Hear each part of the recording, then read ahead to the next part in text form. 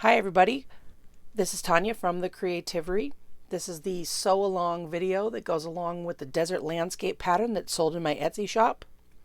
If you haven't already, if you could take a minute to look over my YouTube channel, there's 3 relatively quick intro to embroidery videos that are there for you to kind of learn some of the basic stuff so that we don't have to discuss it in every one of these videos. Shouldn't take you very long. We cover supplies, how to prep your hoop, how to transfer your pattern. We talk about needles, how to thread your needle, how to tie off knots, and do stitches. It helps just save some time and we can get right to work. So as you can see, I have all my supplies out here for the video. I have scissors, I have thread, I got a needle. This is a magnet because I tend to lose my needle on the floor a lot. I have my thread, I have some pearl cotton, I have my hoop and my material. I already have the pattern already on there. Now I'm working on a 3-inch for this video. I didn't have any more 4-inch hoops at my disposal, and getting them here during this time has proved to be a little difficult. And then also I have a piece of felt for the back. So I have everything ready to go and we can get started. When I transferred, let's talk a little bit about the hoop that's already done. When I transfer the pattern, I just hand drew this from the picture. I didn't actually print it off and go from behind and trace it, just because I've done this before.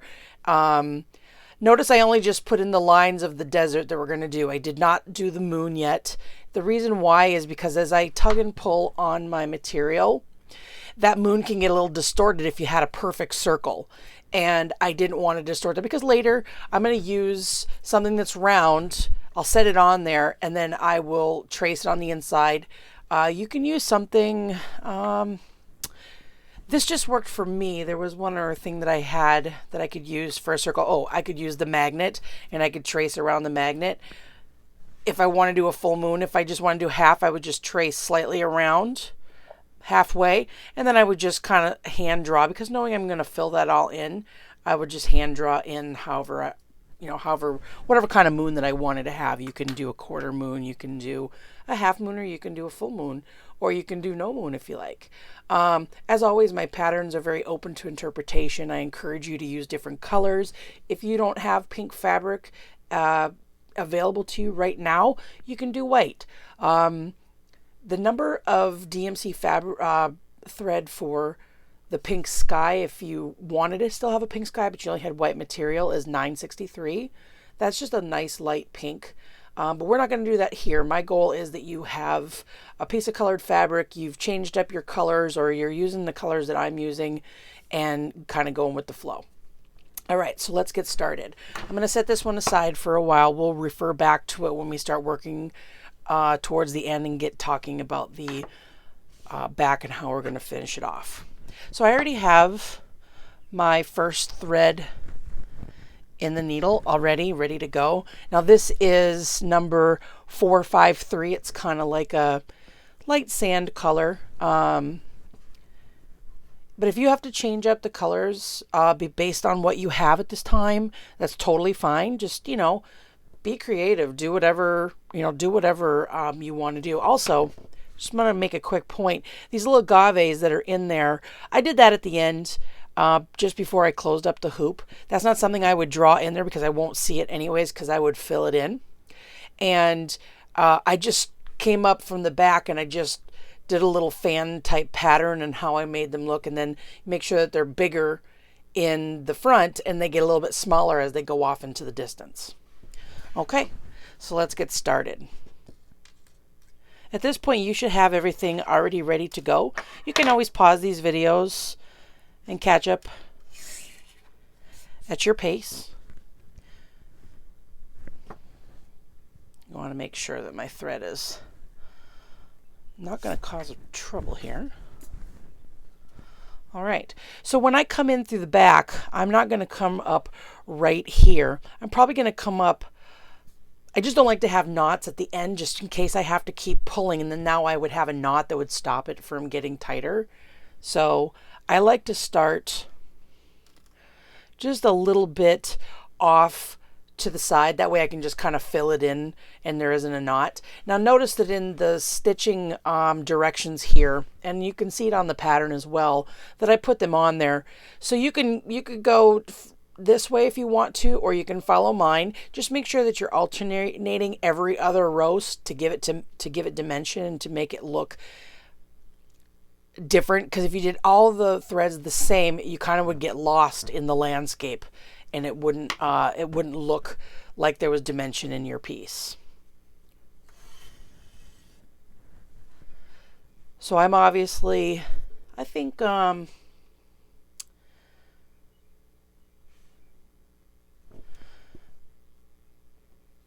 and get as close to the edge as I can on this. I was going to go the other direction, but I decided not to.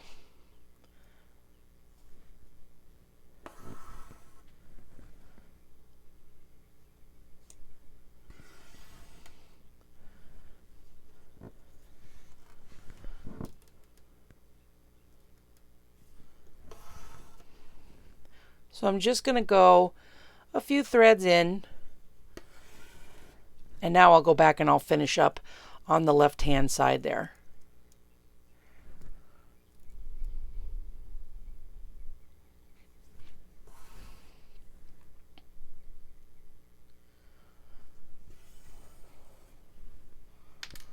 Sometimes when you get near a knot, it wants to pick up the threads that are there. Not a really big deal. You can kind of help get in there with your needle and pick them out. There you go. That's just because I just didn't cut them down short enough, and that's totally fine. No big deal. You can always snip them at the end.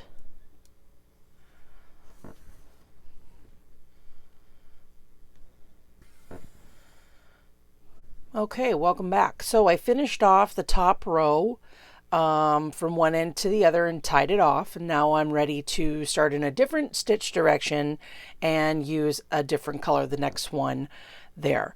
So I might start probably, right about there, only because I don't want to, again, I don't want a knot to be over here at the end in case I need to make this tighter. Some fabrics tend to get more loose as you work with them. Some are better. The more 100% cotton you can stick to, the better. All right, so I got my first one in, and I'm actually going to work backwards and fill that in to the left. Now make sure that you're coming up as close as you can to the next row. A tip that I have is it is best to always go down next to another stitch line than it is to come up, because you risk lifting those threads when you do that. It's not completely wrong if you do it that way, but it is a tip, something I've learned along the way. And as I do these videos, and I got a little knot there, let's pull that out. As I do these videos, I like to share my tips and tricks. So I'm going to go ahead and finish this row off, and then I'll be right back and we'll do the next row. Okay, welcome back. So I finished off the middle color as well as the number 3863, and now all I have left is the 3857. So I will go ahead and start that one. I'm not sure how people feel about watching me stitch, so I just kind of shut the video off and I finish up a section and then come back. So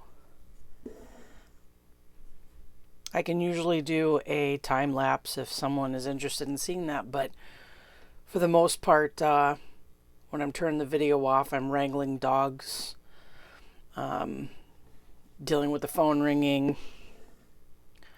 and other life's events that no matter how much you try to prepare for it, people forget you're video recording. I kind of like how this one turned out. It took on kind of a life its own. It obviously looks way different than the original, and that's totally okay. I didn't transfer the pattern on this one for the video. I just kind of went, I just drew it out. Sometimes I can do that. Other times when I want things a little more perfect, I always make sure to transfer the pattern appropriately. And we're going to do the moon next. As soon as we finish up on this last color. I think I'll probably use my magnet as the moon.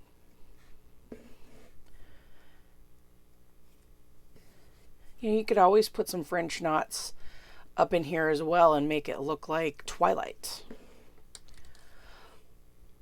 Earlier, I may or may not have been talking about how like one of my favorite deserts is Joshua Tree National Park. I just love the colors that are in there. I'm always inspired by the purples and the pinks and the light bluish green tint and color. Now it looks like I am probably going to run out of thread here. No big deal.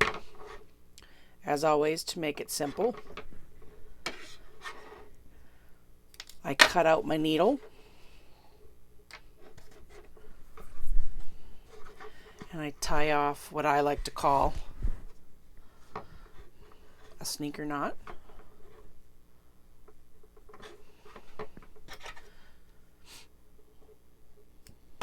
I've pretty much abandoned all other ways I know how to tie a knot and just roll with that one. It seems to be the easiest.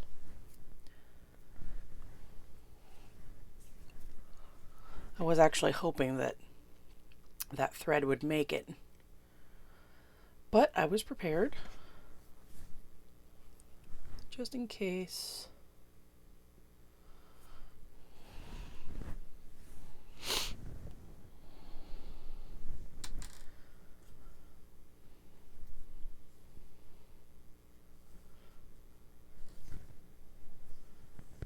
Okay, so here we go.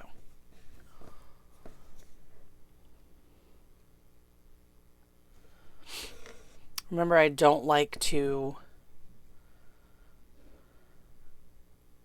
come up right next to the wooden ring. It's just a preference.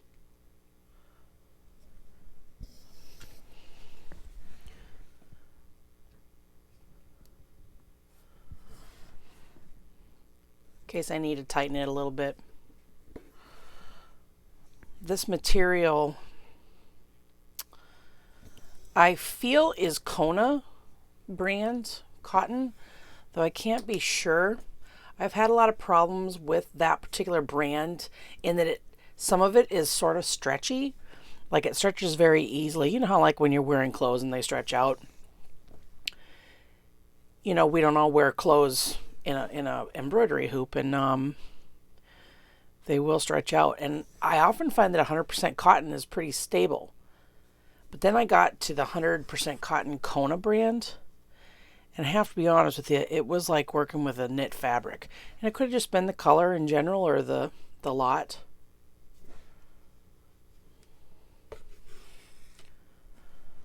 I don't know. But it was hard to keep it tight. This pink seems to be okay, and I do believe it's Kona. If it's not, it's Country Classics.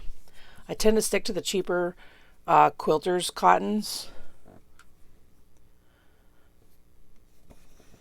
No sense in spending a ton of money on embroidery fabric.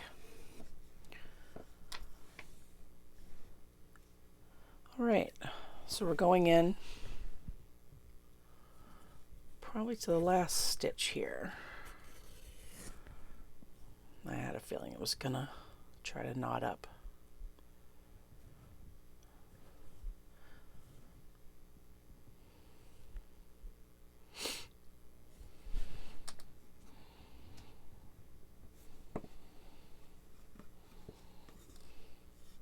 Whenever you sense that's coming, if you had a lot more of the project to do, that's when you'd want to hold up your project and let this hang to get all of the twist these out because they will cause problems for you. I think I'll put one more stitch in there. All right. Now I like the way this looks. However, I think that it would look a lot nicer outlined in black. And I've made the decision that I will outline it. So I want to do that before I do the agave, because this one agave goes across two different black lines. And I don't want the outline to go over the top of that. So I'll keep those agaves for the last part of the project. Okay, so I have this done here.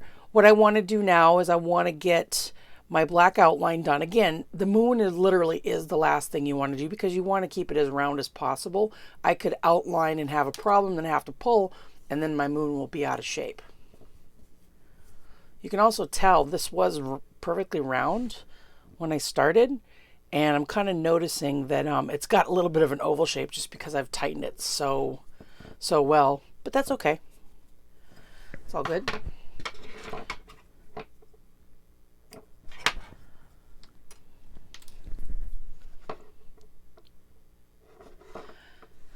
Now I'm going to use a size 8 pearl cotton to outline the project. Remember, we've talked about pearl cotton before. There's size 8 and size 12. There's also a size 5, which is really thick. Size 8 is thick. Size 12 is thinner than 8.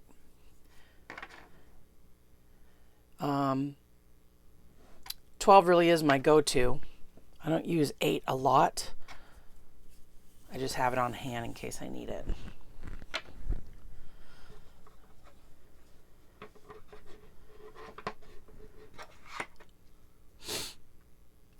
There we go. Okay, we're going to come right back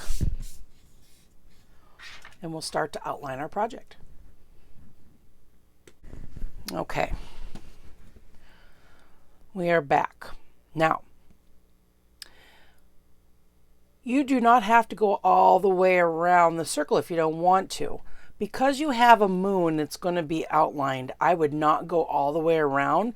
It just puts too much up here at the top. So I would just do half. So you can see I only did half of it. Gives it dimension, kind of outlines the different pattern colors and their directions, their stitch patterns. So now we are using pearl cotton size 12. By the way, on the inside of my pearl cottons, you tend to lose the piece of sticker that goes over the top. So I just write what number. Not that I wouldn't not know what size this was, but sometimes I have had to call my husband and ask him something about what would be on my desk, which color I needed or which size I needed, and he wouldn't know to look. So I always number them just for reference. Okay, so you will not double over your pearl cotton. It's going to be a single thread. Just fold it over a little bit so that it doesn't fall out of the needle, and a knot at the end. And here we go. I am going to start over here on the left.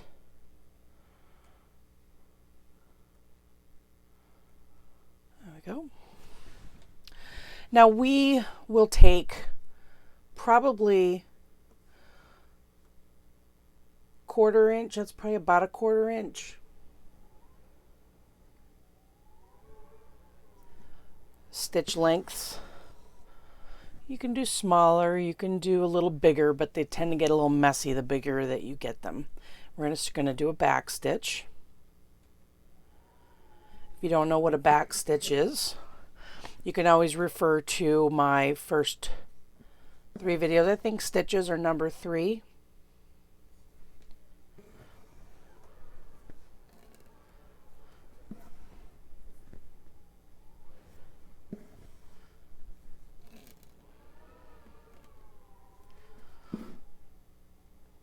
Now I noticed that I came in right under the thread, and I don't want to do that because it'll show it.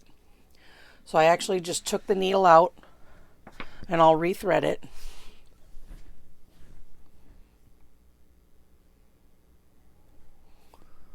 And fix that. We've come too far to make a mistake like that now. I do like to embrace imperfection. I don't need things to be perfect, but I do want things to look nice. What I'm going to do is I'm going to take a quick break. You can hit pause on the video. I'm going to finish going all the way around and in between each of these, and we'll come back and put in the agave. Okay, we're back. So in the last clip, I showed how I put in the agave and then I outlined the moon and I actually sewed the moon, only to realize that my video was actually pointing towards the ceiling. So I ended up ripping out my moon anyways. I did not really like it. So I'm going to trace it again. The sliver was a little hard to make it look even, so I'm going to go back in. I don't need to retrace for myself, but to show you what I did was I took a magnet and I just laid it down and I traced it halfway around lightly with a pencil, and then I came in and I filled this in. And I realized that my moon needs to be a little thicker. It kind of looked a little off.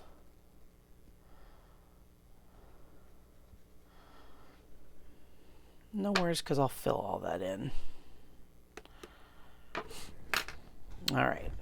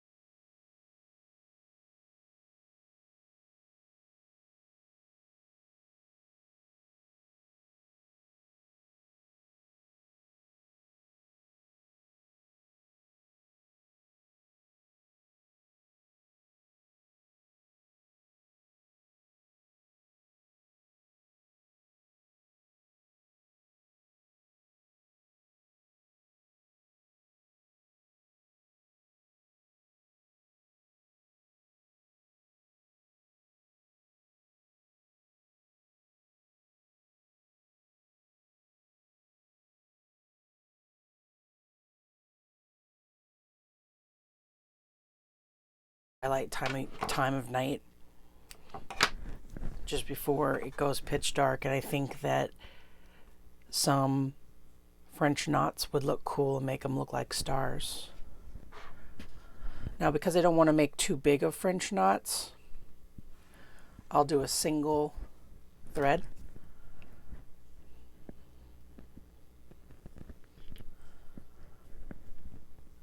And I'll just put a few stars out there. Because I don't want ghost threads to go back and forth behind, I'm going to come up and do one. And then I'm going to tie it off.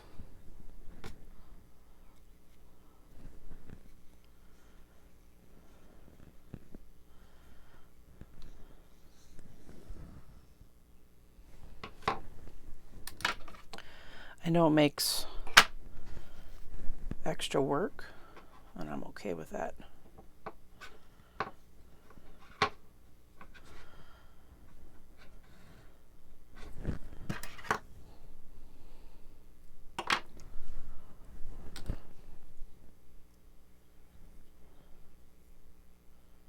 Actually, a really smart way to do this would be to not put a knot on the end.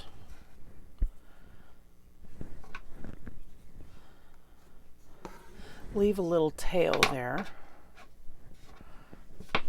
Do your French knot.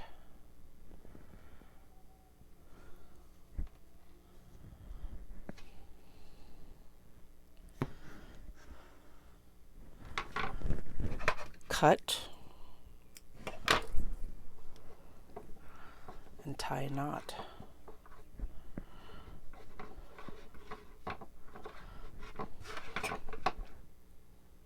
And you have a nice clean line back there. Folks, we just learned something new. We'll do one more. And then I went and tied it, a knot. That's habit.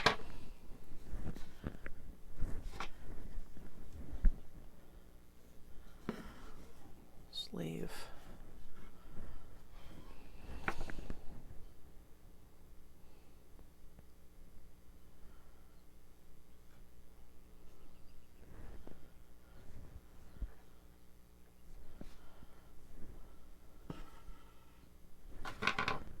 Okay.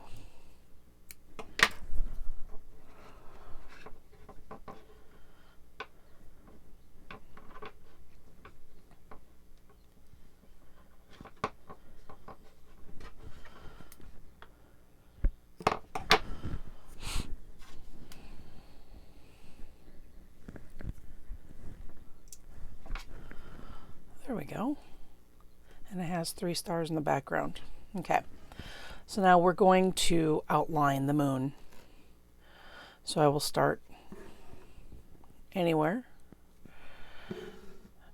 And I'll probably make little shorter stitches than I did on the bottom part of the embroidery hoop, just because the moon is a lot smaller.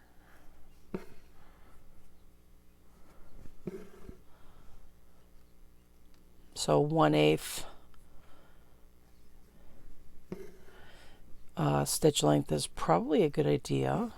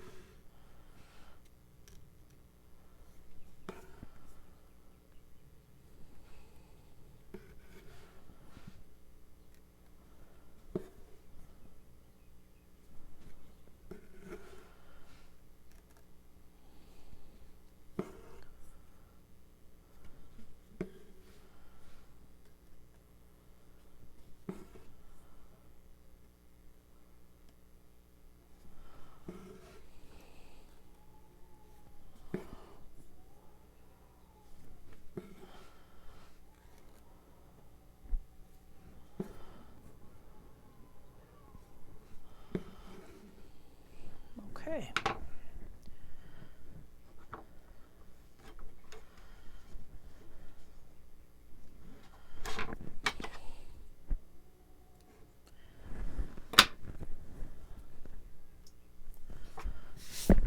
Okay. Our hoop is essentially done. If there's anything else you want to add, now would be the time. Now we want to finish off the back of the hoop. So I have a template made for every size hoop that I have, of just like, this is from like an old postcard or something of a coupon that came in the mail. And I make felt backs. And I already have this one already ready to go. I like to finish off my hoops with felt. It gives it a nice clean look in the back. You don't see the light shine through. But if you don't want to do it that way, There's also one other way you can do this, and this is the method called, well, I don't know what it's really called, but it's like gathering it like a it gathers around and then you close it and it kind of closes in, kind of like a bag that might have a drawstring on it. So I'm just using some thread that I had laying around. I'm just going to show it to you just so that you have options. So what you want to do is you want to come up as close as you can to the edge. First you have to have a knot.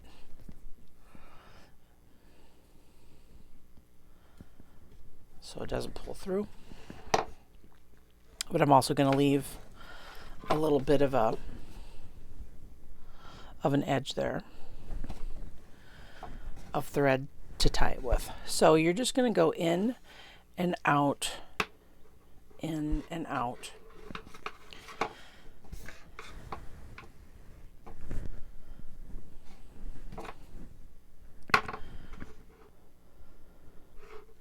I prefer to glue mine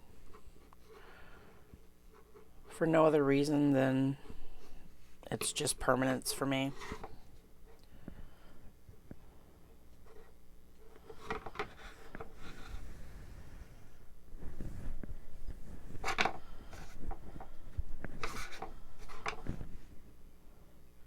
You have to keep your stitch length on this one even, and you gotta keep them tight.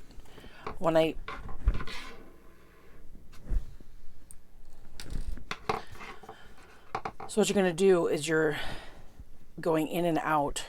Just keep it as even as you can, because when you pull on it, it's all going to pull and gather. I don't feel very coordinated doing this one, which is how I hit my video. Sorry about that.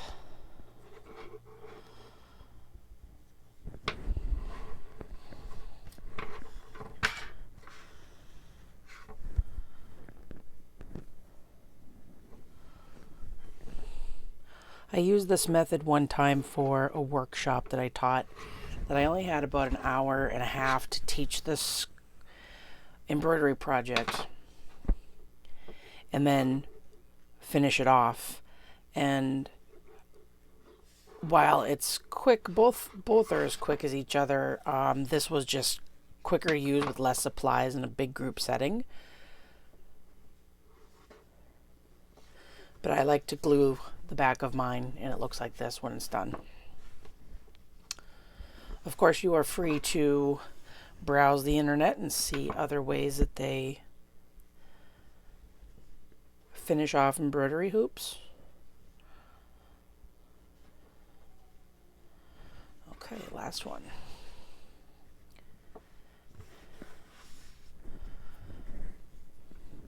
That was like that was a lot of thread to manage here. So all you do is you pull, and you pull it closed, and then you're going to tie a knot.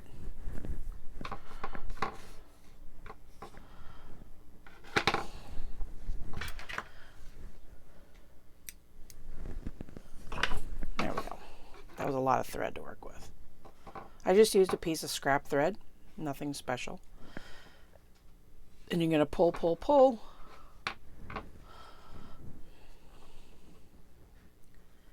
And tie a knot.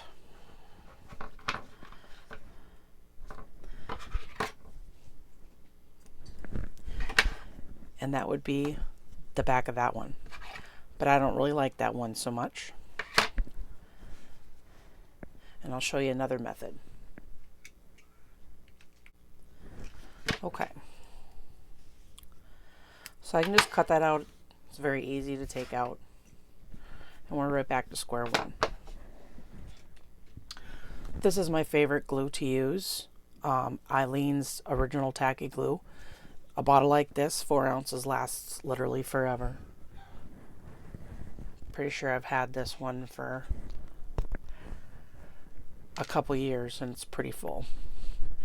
So what I like to do before I put the piece of felt down is I want to put some glue only where there's thread. You never want to put glue where it would hit the fabric and come through, because it will. So I just like to dab on a little bit of glue down here to hold the felt, and just a little bit here. All right. And we're going to take the felt and lay it down.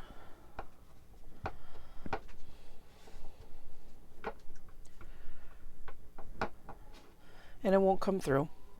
Now, I had used a pinking shears just to do the edge here. You can use a regular scissors. You don't have to. I think at the time it was the scissors that I had most handy at the time. You're then going to take glue and you're going to go on the inside of your hoop.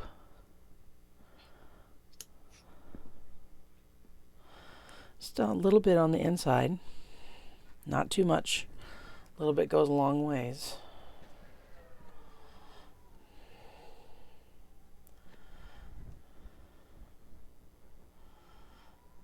You don't want big dabs in there either. I'm just using the cap to spread it around. And then you're going to tuck and pinch all the way around. You will get glue on your hands. It's okay. It's water soluble.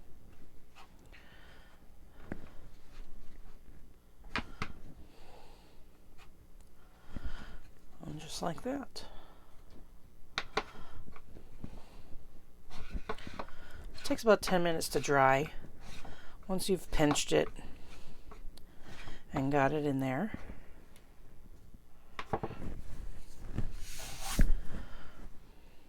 it'll look good.